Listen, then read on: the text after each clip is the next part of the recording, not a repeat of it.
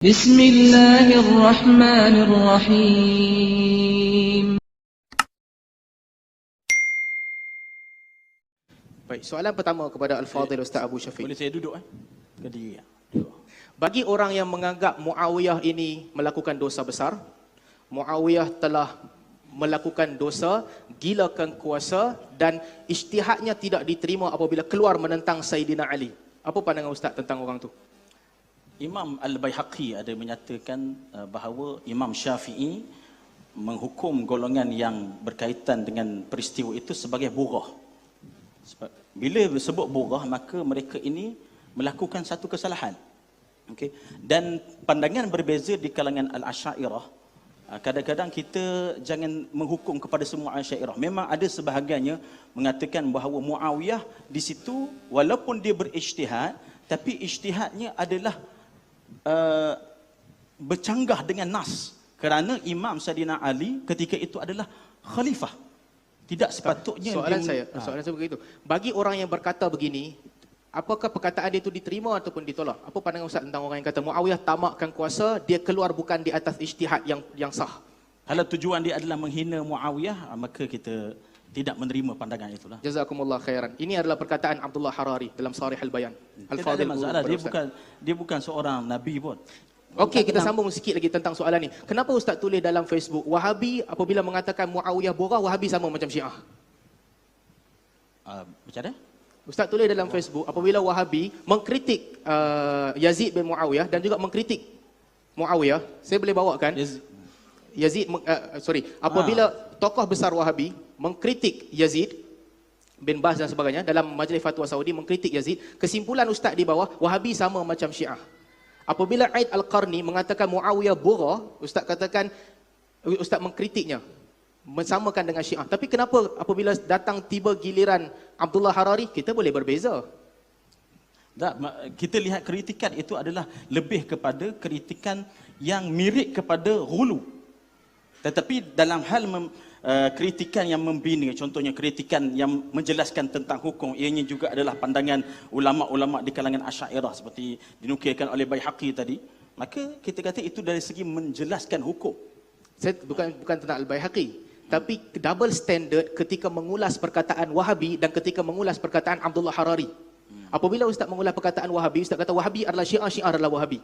Perkataan yang lebih teruk daripada itu dikeluarkan oleh Abdullah Harari bila dia kata ini adalah dosa, mereka tidak melakukan atas dasar ijtihad, bahkan dia mengeluarkan Muawiyah daripada hadis am tak boleh maki sahabat. Ustaz kata kita boleh beza. Double standard dalam berurusan dengan dua tokoh. Ini yang kita tak nak. Yang kedua, anda tak pernah cakap lagi tentang contohnya tentang Syekh Abdullah Al-Harari.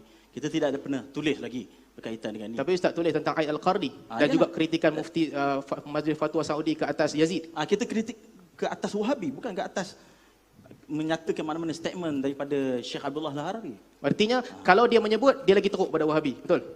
Sebab Wahabi tak kata borah yang ijtihad terkeluar. Dia kata dia bukan di dalam masalah itu sahaja golongan Wahabi ini teruk. Bila mana kita lihat, jadi maksudnya kalau dia teruk bab lain pun boleh maki dia juga. Masalah maki kita tak ada maki. Boleh kritik dia. Kalau tempat lain dia teruk, kita boleh berlebih kurang dengan dia. Begitu? Kritik. Itu okey. Saya terima manhaj itu. Yang kedua, bagi orang yang mengatakan Abul Hasan Al-Asy'ari termasuk sebagai ekstrim, sesiapa yang kata Abu Hasan Al-Asy'ari adalah mujassimah, apakah perkataan ni salah dan ekstrim ataupun perkataan ni betul? Ini berkaitan dengan Syekh Hasan Saqaf. Kita mengatakan bahawa kitab Al-Ibanah itu adalah kitab yang tala'aba bihi baina yaday athimah. Iaitu ada golongan yang cuba mengubah-ubah isi kandungannya. Kitab Ibanah memang sebelum ada. Sebelum tu Ustaz. Nanti dulu. Dan maksudnya begini, bukan Ibanah tu, benda yang sama ditulis dalam 4 cetakan Al-Banah tentang Yadan dengan ID. Benda yang sama ditulis oleh Ibnu Asakir dalam Tibyan Kadhibil Muftari. Benda yang sama disebutkan oleh Ibnu Taimiyah di dalam Dar'ut Ta'arud. Benda yang sama disebutkan oleh Ibn Hazmin dalam Al-Faslu Bainal Milal wal Ahwa wan Nihal. Benda yang sama juga disebut oleh Hasan Saqaf. Ini bukan tipu. 5, 6 sumber berbeza menyebutkan benda yang sama. Atas dasar itu, mereka mengatakan Abu Hasan Al-Asy'ari mujassimah. Adakah tuduhan itu jahat ataupun memang betul mujassimah? Imam Abu Hasan Al-Asy'ari bukan mujassimah. Jadi maksudnya dan kita kena faham bahawa sebahagian penulis-menulis dia menyatakan tentang kalau buku itu benar, dikritik ke atas kitab tersebut. Tetapi secara tahqiq kitab tersebut isi kandungannya tidak betul. Jadi maksudnya Saqaf, Ibn Taymiyah, Ibn Hazmin, Ibn Asakir dan 4 cetakan Ibanah bersetuju untuk buat tuduhan palsu Tuduhan palsu macam mana? ke atas Al-Ibanah. Bersetuju Aidil Athimah. Tambah perkataan Abu Hasan Al-Asy'ari yang dia tak sebut. Imam Abu Hasan Al-Asy'ari tidak menyatakan semua sekali isi kandungan Al-Ibanah sekarang ini. Kerana kita lihat kadang-kadang cetakan-cetakan daripada Kita berbincang tentang benda spesifik. Apabila Abu Hasan Al-Asy'ari mengatakan bahawa ID merujuk kepada yadan. Ini tajsim ikut kaedah Asy'ariyah. Tajsim ikut kaedah Tidak. Asy'ariyah. Tidak. Pada Asy'ariyah mesti takwil ataupun tafwid, betul? Ini bukan tafwid, ini itsbat. Dan kita lihat yadun tu dengan makna apa. Kalau yadun itu diterjemahkan dengan makna anggota tangan, maka itu adalah tajsim. Tak ada siapa kata anggota tangan. Jadi tak ada siapa tajsim, betul? Tak ada Wahabi kata anggota tangan. Dan sekiranya dipegang secara zahir ataupun terjemahan yang menampakkan ihamu jisim, itu melazimkan kepada Pertama, tajsim. kita tak tahu apa dalam kepala orang. Yang kedua, tak ada Wahabi kata anggota. Jadi tak ada Wahabi jisim, mujassim, betul? Ada golongan Wahabi Siapa? yang jisim. Contohnya kita lihat dalam Okey. Tuwaijiri dalam Ustaz bagi kitab. satu contoh, Wahabi gunakan perkataan adwun. Siapa yang katakan Allah ada adwun?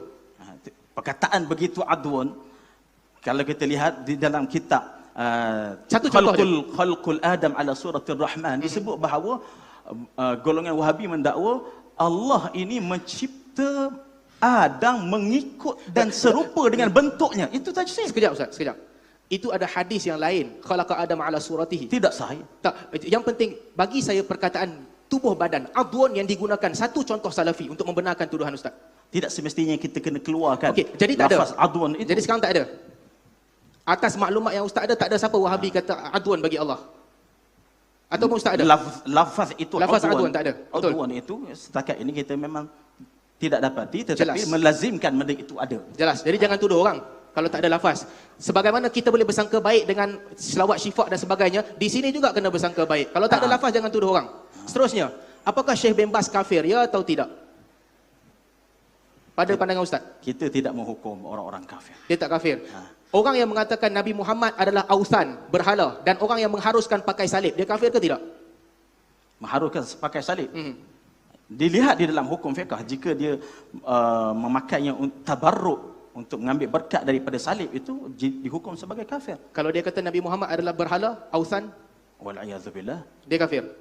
Kita dari segi hukumnya kita lihat bahawa kalau mengatakan Nabi Muhammad itu adalah berhala, kita bimbang, boleh jatuh kepada kufur, kita bimbang kepada dia. Ustaz, patah balik. Patah balik.